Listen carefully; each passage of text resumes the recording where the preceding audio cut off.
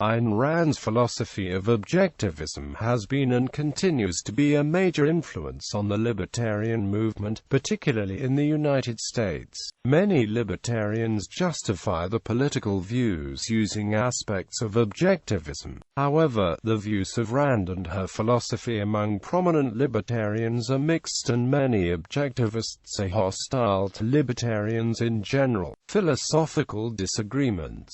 Aggression. Some libertarians, including Murray Rothbard and Walter Block, hold the view that the non-aggression principle is an irreducible concept. It is not the logical result of any given ethical philosophy, but, rather, is self-evident as any other axiom is. Rand, too, argued that liberty was a precondition of virtuous conduct, but argued that her non-aggression principle itself derived from a complex set of previous knowledge and values. For this reason, objectivists refer to the non-aggression principle as such, while libertarians who agree with Rothbard's argument call it the non-aggression axiom. Rothbard and other anarcho-capitalists hold that government requires non-voluntary taxation to function, and that in all known historical cases, the state was established by force rather than social contract. They thus consider the establishment and maintenance of the night watchman state supported by objectivists to be in violation of the non-aggression principle. On the other hand, Rand believed the government can in principle be funded through voluntary means. Objectivism's rejection of the primitive. Jennifer Burns, in her biography Goddess of the Market, Ayn Rand and the American Right, notes how Rand's position that Native Americans were savages, and that as a result, European colonists had a right to seize the land because native tribes did not recognize individual rights, was one of the views that particularly outraged libertarians. Burns also notes how Rand's position that Palestinians had no rights and that it was moral to support Israel, the sole outpost of civilization in a region ruled by barbarism, was also a controversial position amongst libertarians, who at the time were a large portion of Rand's fan base. Foreign policy. Libertarians and objectivists often disagree about matters of foreign policy. Rand's rejection of what she deemed to be primitivism extended to the Middle East peace process in the 1970s. Following the Arab-Israeli War of 1973, Rand denounced Arabs as primitive and one of the least developed cultures who are typically nomads. Consequently, Rand contended Arab resentment for Israel was a result of the Jewish state being the sole beachhead of modern science and civilization on their continent, while decreeing that, when you have civilized men fighting savages, you support the civilized men, no matter who they are. Many libertarians were highly critical of Israeli government at the time. Most scholars of the Libertarian Cato Institute have opposed military intervention against Iran, while the objectivist Ayn Rand Institute has supported forceful intervention in Iran. Rand's influence on libertarianism. The United States Libertarian Party's first candidate for President of the United States, John Hospes, credited Rand as a major force in shaping his own political beliefs.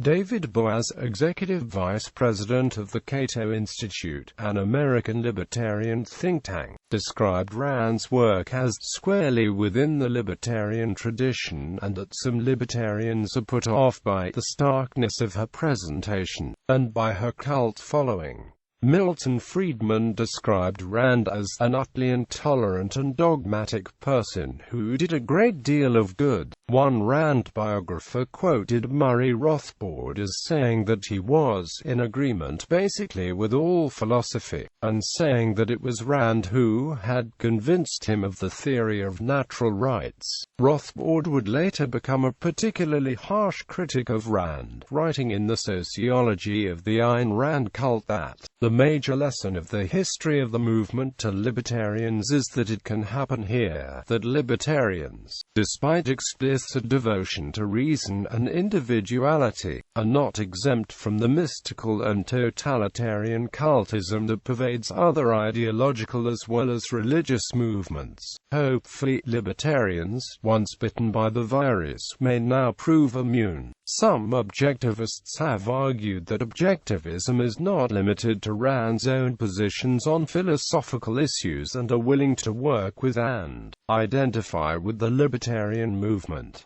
This stance is most clearly identified with David Kelly, Chris Ibarra, Barbara Brandon, and others. Kelly's Atlas Society has focused on building a closer relationship between open objectivists and the libertarian movement. Rand's view of libertarians. Rand condemned libertarianism as being a greater threat to freedom and capitalism than both modern liberalism and conservatism. Rand regarded objectivism as an integrated philosophical system. Libertarianism, in contrast, is a political philosophy which confines its attention to matters of public policy. For example, objectivism argues positions in metaphysics, epistemology, and ethics, whereas libertarianism does not address such questions. Rand believed that political advocacy could not succeed without addressing what she saw as its methodological prerequisites. Rand rejected any affiliation with the libertarian movement, and many other objectivists have done so as well. Rand said of libertarians that they're not defenders of capitalism. They're a group of publicity seekers. Most of them are my enemies. I've read nothing by libertarians that wasn't my ideas badly mishandled, i.e., the teeth pulled out of them, with no credit given. Quote, in a 1981 interview, Rand described libertarians as a monstrous, disgusting bunch of people who plagiarize my ideas when that fits the purpose. Responding to a question about the Libertarian Party in 1976, Rand said, "The trouble with the world today is philosophical. Only the right philosophy can save us. But this party plagiarizes some of my ideas, mixes them with the exact opposite, with religionists, anarchists and every intellectual misfitness they can find, and call themselves libertarians and run for office." Rapprochement. In 2011, Yaron Brook, president of the Ayn Rand Institute, spoke at the Foundation for Economic Education. He was a keynote speaker at Freedom Fest 2012. He appeared on Reason TV on July 26, 2012. Ayn Rand Institute board member John Allison spoke at the Cato Club 200 retreat in September 2012, contributed The Real Causes of the Financial Crisis to Cato's letter, and spoke to Cato's monetary conference in November 2011. On June 25, 2012, the Cato Institute announced that John Allison would become its next president. In Cato's public announcement, Allison was described as a revered libertarian. Quote, in communication to Cato employees, he wrote, "I believe almost all the name-calling between libertarians and objectivists is irrational. I have come to appreciate that all objectivists are libertarians, but not all libertarians are objectivists." On October 15, 2012, Brook explained the changes to the American Conservative. "I don't think there's been a significant change in terms of our attitude towards libertarians. Two things have happened. We've grown, and we've gotten to a size where we don't just do educational programs. We do a lot more outreach and a lot more policy and working with other organizations.